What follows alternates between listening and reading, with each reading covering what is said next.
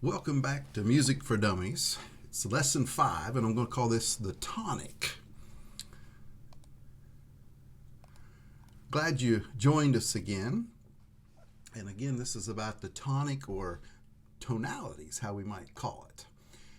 The first 4 lessons for me were pretty easy to come up with. I just felt like it had to be this, the notes had to be, the scales and things in that, or in chords. And this one's a little bit harder. I could have went several directions, and I have in the past, went different places from where we are going to go now. But I think talking about tonality is a good next step here. It's an exciting discovery if you have not noticed this before about music. It's going to help you understand music just a little bit more than you already do if you don't know about this. So if you didn't know, music is like a pendulum. It's like a pendulum, and we know pendulum swings back and forth, and that's kind of a picture one up there. Reminds me of the one you might see up at COSI, the big one that goes back and forth and knocks blocks over. But music is based on a scale or a key, and we learned that. That's some of our first lessons were how important it was to know what scale we were in, C major maybe, and then we were able to pick notes and know what chords we might play and things like that. The scale is very important in music. And we've been calling like the first chord, or the scale that we're in, like, the first chord. We've been pointing it out. Usually we end up with a letter. We tell us what that letter is, and that's our first chord that we identify. Very important. Like in C major, it's C. And then you learn that often we move from that first chord to like the 4 chord or the 5 chord. We mentioned that you can jump to some minor chords and other chords, and you come back to that first chord usually. And you know what? You get a musical feeling. You might not realize it yet, and if you haven't, that's what we're hoping to show you in this video, that you need to return back to that first chord. You get a feeling that you need to return, almost like a pendulum needs to swing back to the middle. So that first chord is like the tonic chord.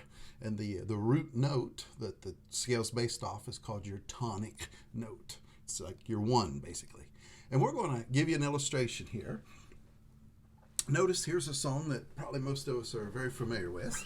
And if you look, we can see we've got our guitar chords up here. Matter of fact, let me get this laser pointer out again. And we see that we have an F is what it's showing the guitar player he needs to be playing, and a C and a B flat. And we haven't got here yet, but we were practicing with C majors and D majors and G majors. And remember, C major, the scale, the major scale, had no sharps or flats. And we learned that like the G had 1 sharp, and we have not yet got to where, 1 flat. What in the world's that? Well, with some more learning, you're going to learn that that is the key of F major, F major. So we've got F, and our 4 chord or actually our 5 chord is the C, and our 4 is a B flat. So we're playing 1, 4, 5, the F, the B flat, and there's your C, but we're going to start, of course, in the 1. And notice this, what we're about to play, we're going to end here on the 4. We're going to end on the 4. Listen to this with your ear and see what you think. Happy birthday to you. Happy birthday to you. Happy birthday, Bob. Well, part of your ear might be thinking, well, I know the rest of that song, it's not over. But I think even musically, you're feeling like that doesn't feel like right ending there. Let's. Birthday to you, happy birthday, Bob. Just sounds like it's not ending, doesn't it? Well, let's try to fix that. Let's try here. Look, we're now going to end on the C, which would be what, the 5th, and we're going to end on Bob again, and maybe that'll fix it. Let's try this here. Happy birthday to you. Happy birthday to you. Happy birthday, dear Bob. Happy birthday, Bob. Happy birthday, Bob. Just doesn't seem right in there, does it? No matter how I'm trying to hit the right note. let's do one other thing. Watch this. Let's do this. Happy birthday to you. Happy birthday to you. Happy birthday, dear Bob. Happy birthday to you. Notice you've hit back on your root chord, and it sounds right, doesn't it? The music wants you to come back to that. That's tonality. That's the root chord that I wanted to illustrate to you. Matter of fact, we didn't focus in there. Look down there at the left. It's almost like the solar system and centrifugal force and gravity pulling you. You're kind of in the middle, and you leave and you come back to that F, and you go to all these possibly other chords, but it pulls you back to the center.